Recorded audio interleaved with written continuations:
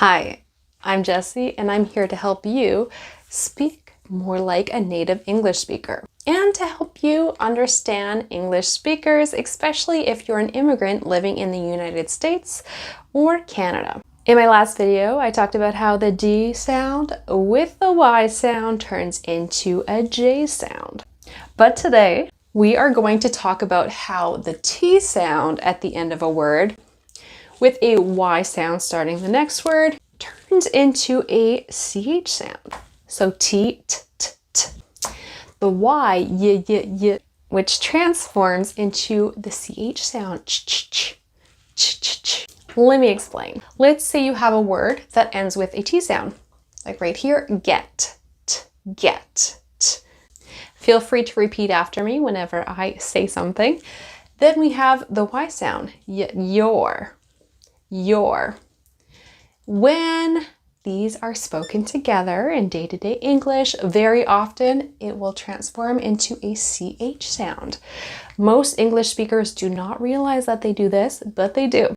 Of course, this doesn't always happen, but very often it does. So let's look at some examples. Let's say you're getting ready for an event and you tell your partner or your child, get your coat from the closet. Go get your coat from the closet. You can put go as well, but get your coat from the closet. Get your. So for this sentence, I'm going to say you can. So you can get your ticket at the counter. So if someone says, where do I get my ticket? You can get your ticket at the counter. You can get your ticket at the counter. Get your ticket. You can get your ticket at the counter. Get your keys before we leave. Get your keys before we leave. And some of you may be thinking, well, isn't it your? Well, in spoken English, in connected speech, very often your will turn into your. So get your keys before we leave.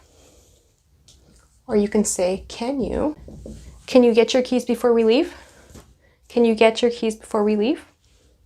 Can you get your keys? Can you go get your keys?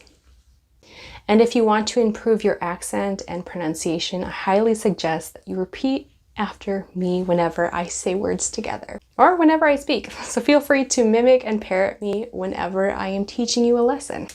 Now we have let, t, t, t, you, y, y. Put it together, let you. It's almost like chew, let you.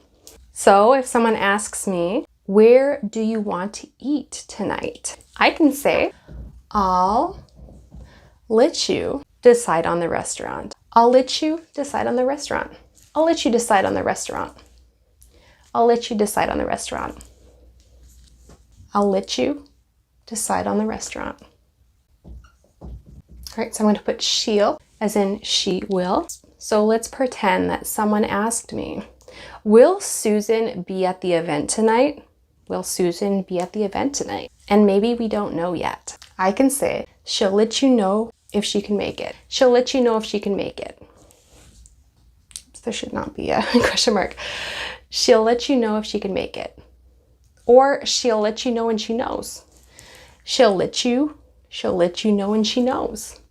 It's a tongue twister. But she'll let you know if she can make it. She'll let you know if she can make it. Hey, are you interested in improving your pronunciation and reducing your foreign accent? Do you want to achieve a more native-like accent? Depending on when you are watching this, it is either in the making or the program is ready for you. If this is something that interests you, check out the description and click the link. What? Your. T, t, t. Y, y, y turns into a ch. What's your? What's your? What's your? Or what's your? And remember that I said your kind of turns into your. So what's your? What's your? Or like an ER sound. Or UR sound. What's your? I guess kind of like a chur sound. If you want to see visually what I'm saying. Chur. What your friend did was unexpected. I did not expect what your friend did. What your friend did was unexpected. What your friend did was unexpected. What your friend did was unexpected. Now I'm going to change the sentence into a different sentence. I'm going to change the spelling here. I'm curious if you'll know why. So I'm going to put saying is important. Something's incorrect here. Do you know? So what you're saying is important.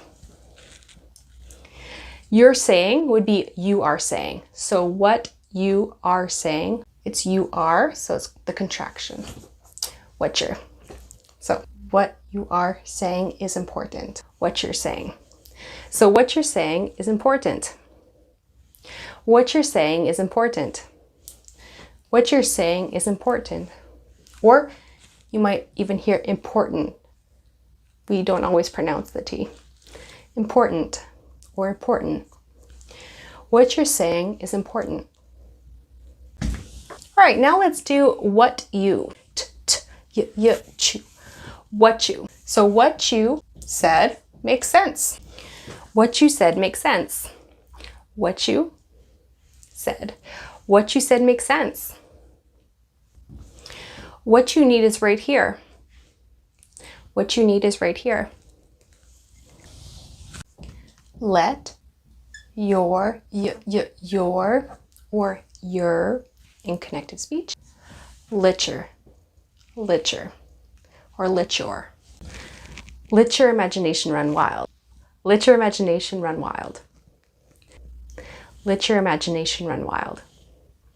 But you turns into a ch. But you. Maybe you're texting a friend that said that they would be on time, so not late, they would be punctual. And you say, but you said you'd be here on time. But you said you'd be here on time. So you can say you'd for you would, or you would. Oops, I meant to underline that. You would. So, but you said you would be here on time. But you said you'd be here on time. Maybe a friend of yours decided not to come to an event or they're late. You might say, but you know how important it is to me, or important. Remember I talked about this.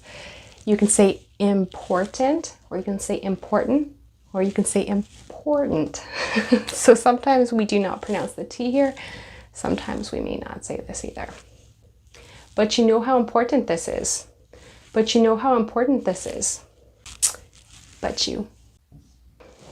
But if you want to know what sound a D plus a Y makes, feel free to click here. Share this video if you found it helpful, and take care. Bye-bye.